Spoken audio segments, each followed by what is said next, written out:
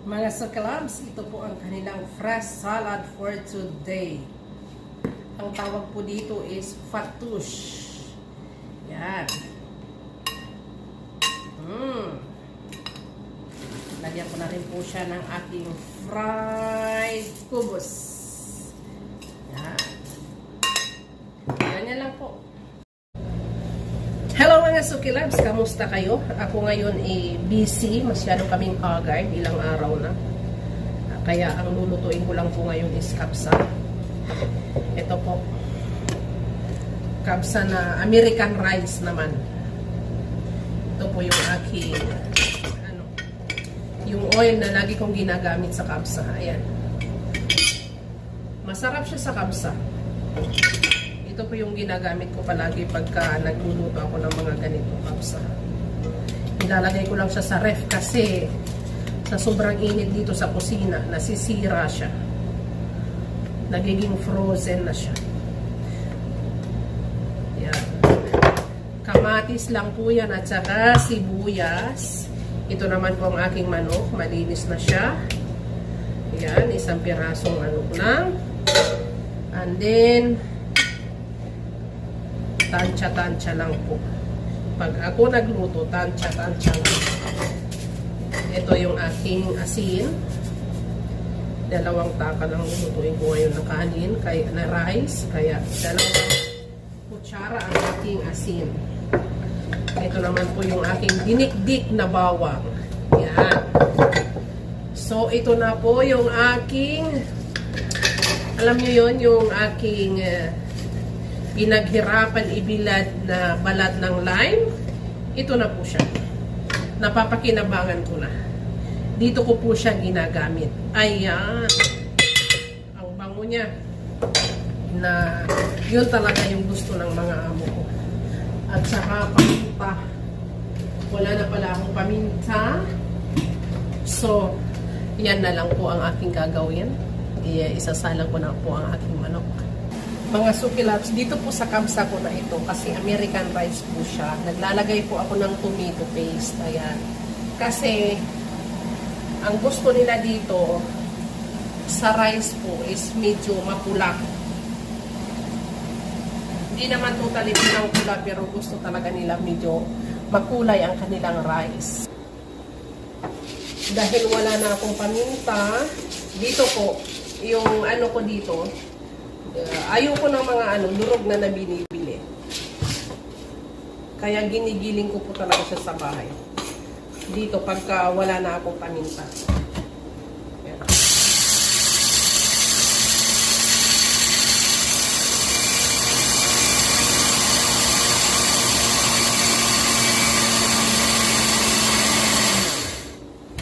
Yan, kasi pagka giniling lang talaga sa mabango yung paminta. Pagka kasi nabibili na sa na nagiling na, wala na siyang amoy. Ang pangit na ng lasa. Parang lang. Dito kasi pagka ganito, yan, mabango talaga siya. So may pangsahog na ako sa aking kapsa ngayon. Wala na kasi akong pamintang durog. Ganun lang. Ito po yung rice ko sa kapsa ko na yan. Ayan. Kakaiba yung rice na ito. Malalaki. Hindi siya katulad ng Indian rice. Yan. Malalaking butil siya. Tsaka matigas. Matagal siyang lutuin.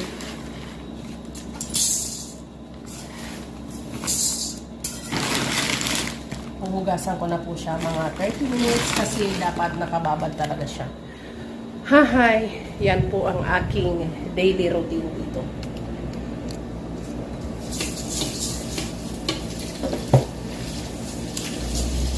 Sobrang init na yun sa labas guys, 48 degrees, grabe. Talagang masakit sa mata kasi yung bintana dito wala siyang wala siyang kurtina, kaya masakit talaga sa mata.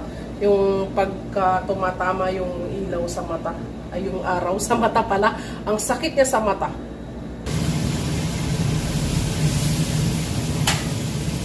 Tanggalin ko po muna mga Sukilabs yung manok kasi yung manok po kasi na to, siya, yung malambot masyado. para hindi siya madurog.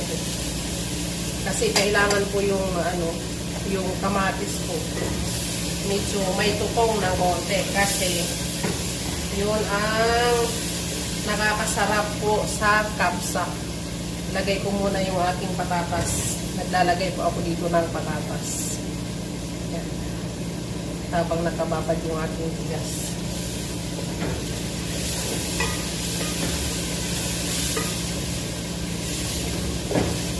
Yung pinaka kasi nito, yung ilalim niya, dapat may tutong ng konti, tapos kinukudkod ko siya kasi yun yung nakakapasarap sa pagkain, sa kapsa. Pag sa kapsa lang naman po na recipe ko, hindi po lahat ng recipe medyo nilalagyan ko ng tutong. Hindi naman siya tutong, ganito lang. Kumbaga, sakto lang. Yan. Ganon lang po. Kasi, yung amo kong babae, yan yung request niya. Naglalagay din po ako dito ng dried lemon. Yung buo, yan. Lime din po ito, na binilad lang siya, kaya siya naging dry, tapos naging brown. Nilalagay ko siya kasi sila, gusto nila yung mga maraming mga sangkap sa pagkain. Pero in fairness po talaga masarap siya.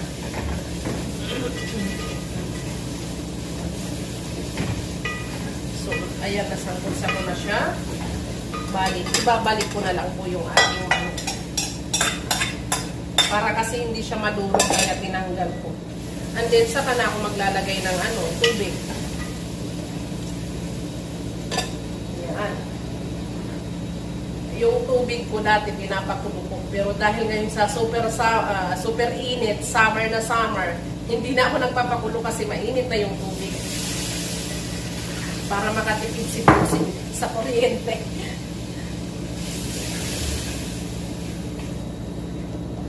So, ayan. Pakukuluin ko lang siya hanggang sa maluto yung manok. Pero ito po yung mga kamatis na nilagay ko dito. Kamatis, sibuyas, tinatanggal ko po siya para pag sinandok ko yung rice, walang mga balat ng kamatis o sibuyas. Ganun kasi yung iba po pag nagluluto, nandyan lang yung mga pinag-anuhan ng kamatis at saka sibuyas. Dito, yung mga amo ko, ayaw nila ng ganun, kaya tinatanggal ko siya.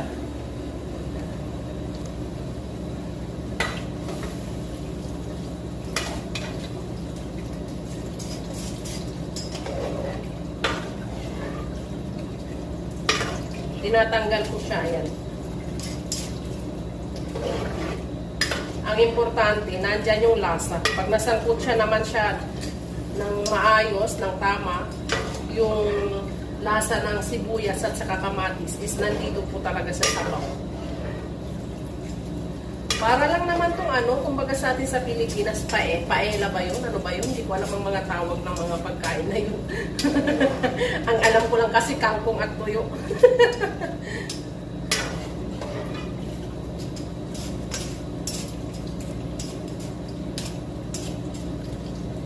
Ayan. So, pakukuluin ko lang siya. Pagka kumulo na, ilalagay ko na yung yung aking rice. Takpan ko lang siya. Ito naman po, fresh coriander. Ay, parsley pala. Nasanay na ako sa coriander. Parsley pala. Yan, ini-slice ko lang. Chinap ko lang, I mean. Isasahog ko siya dito sa aking rice. Yan. Nahilo-hilo na yung aking kam. Kumukulo na siya, kaya pwede ko nang ilagay yung aking rice. Kasi ang rice na to is matagal din siyang maluto.